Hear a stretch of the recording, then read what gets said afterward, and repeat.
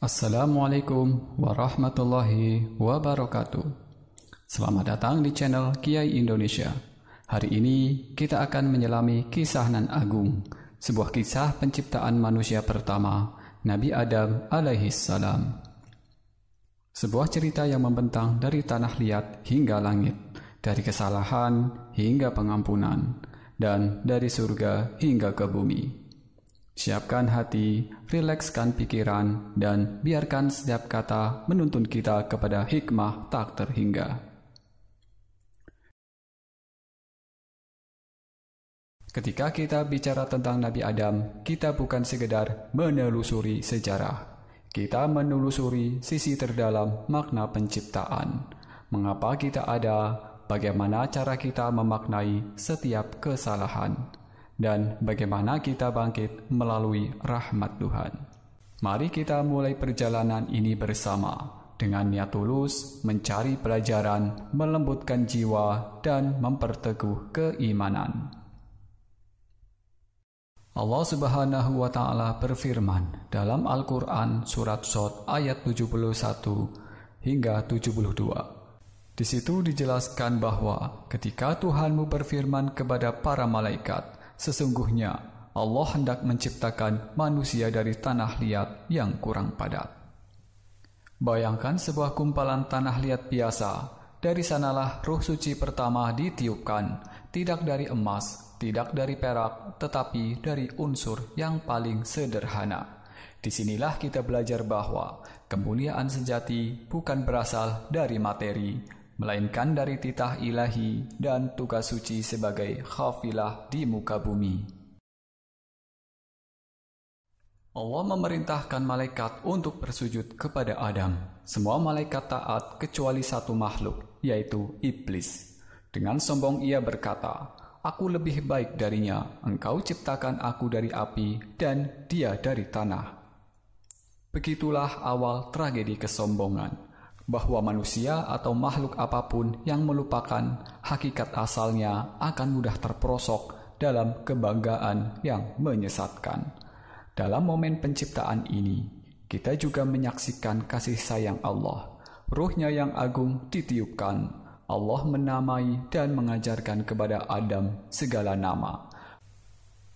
Pengetahuan pertama mengalir dari langit ke indera manusia, menandai bahwa akal dan ilmu adalah karunia yang harus kita pelihara. Kisah ini mengajarkan kita tentang kesederhanaan. Meski tercipta dari tanah liat, manusia diberikan keistimewaan akal, ruh, dan tanggung jawab besar. Seberapapun sederhananya asal kita, Allah menilai dari ketaatan dan ketulusan hati.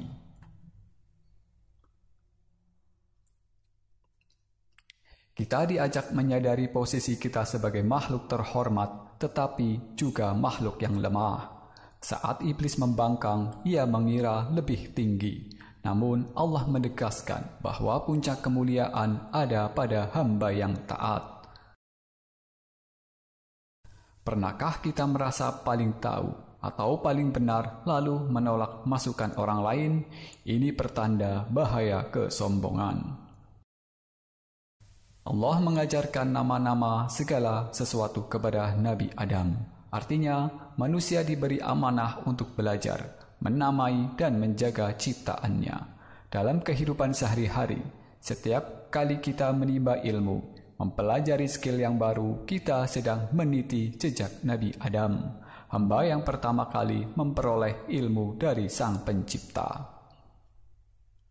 Setelah diciptakan, Allah menempatkan Adam dan Hawa di surga yang nan indah. Segala kenikmatan tersedia, kecuali satu, jangan mendekati pohon yang terlarang.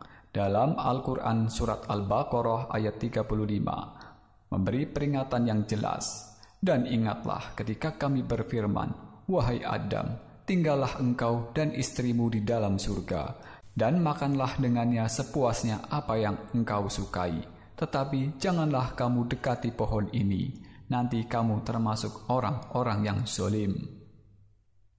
Iblis tak henti menebar dusta, membisikkan godaan manis bahwa pohon itu akan membuat mereka hidup kekal.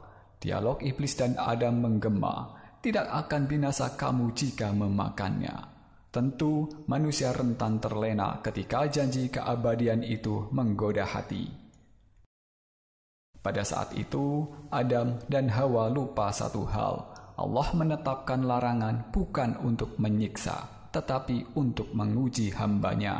Terkadang, saat Allah menghalangi kita dari sesuatu, Ia ingin melindungi kita dari bahaya yang lebih besar.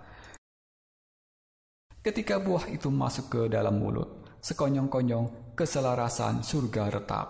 Pakaian mereka terlepas, rasa malu merayap, air mata pun tumpah. Momen itulah pertama kali manusia merasakan penyesalan, kesadaran diri, dan hina rasa malu. Kita belajar bahwa godaan datang dari sumber yang gelap, bukan dari kenikmatan itu sendiri. Buah itu sebenarnya tidak jelek, tetapi iblis memanipulasi persepsi. Dalam hidup, barang baik bisa jadi bencana jika diiringi dengan niat yang salah.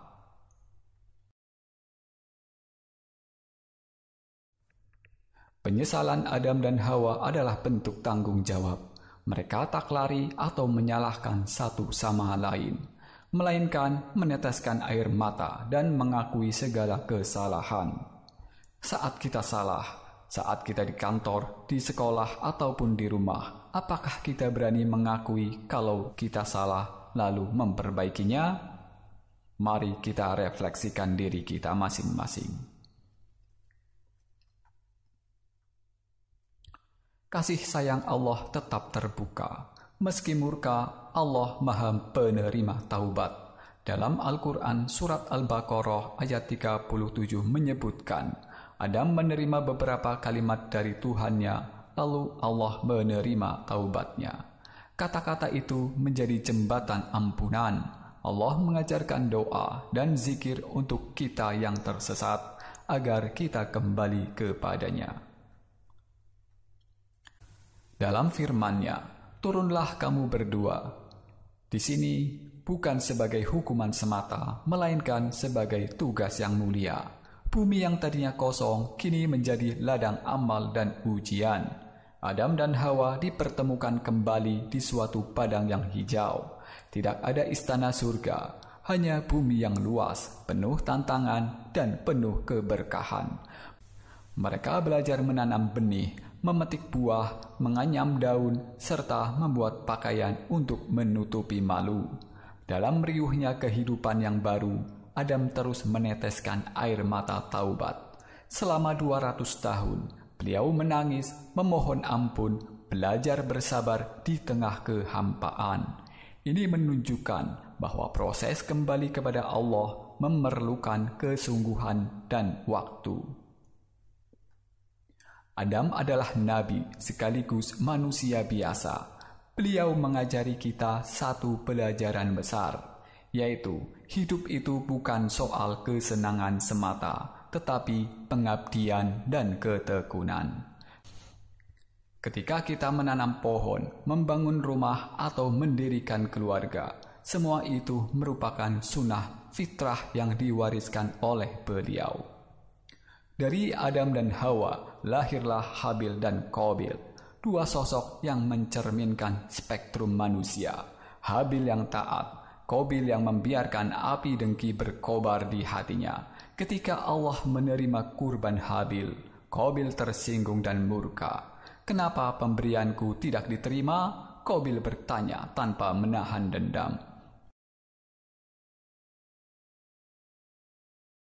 Pertanyaan itu berubah menjadi niat gelap hingga ia menumpahkan darah saudaranya. Pembunuhan pertama di muka bumi menjadi simbol betapa nafsu bisa menjerumuskan bahkan kepada orang yang terdekat. Kemudian Allah mengirimkan burung gagak. Burung itu mencakar tanah, kemudian menguburkan bangkai saudaranya. Aksi sederhana burung itu mengajarkan kita adab terhadap jenazah, menghormati, menutupi, dan mempersiapkan agar ia istirahat dengan hikmah. Dari beberapa tragedi ini kita bisa menarik pelajaran bahwa iri hati adalah penyakit hati yang harus segera diobati. Empati dan kasih sayang bisa menahan dendam, sedangkan kebencian akan menghancurkan. Allah selalu memberi petunjuk, bahkan melalui makhluk yang tampak lemah. Dari kisah Nabi Adam mengalir seperti sungai panjang yang lalu menyejukkan. Dari tanah liat hingga taubat suci, dari surga hingga bumi, kisah ini mencakup seluruh spektrum kehidupan. Saat kita merasa rendah dan sederhana, ingatlah bahwa kesederhanaan bisa menjadi pintu kemuliaan. Saat kita tergoda janji dunia, ingatlah bahwa hati kita lebih berharga dari apapun juga. Saat kita berbuat salah, ingatlah bahwa taubat adalah lampu penuntun kembali ke jalannya. Semoga setiap detik narasi ini menanam benih kesabaran, keikhlasan, dan keberanian untuk berubah. Mari kita tutup dengan doa Nabi Adam. Doa untuk memohon ampun, doa untuk memohon petunjuk, dan doa memohon kekuatan untuk menjalani hidup penuh makna. Wassalamualaikum warahmatullahi wabarakatuh. Terima kasih banyak telah menyimak. Jangan lupa like, subscribe, dan bagikan jika kisah ini membawa manfaat.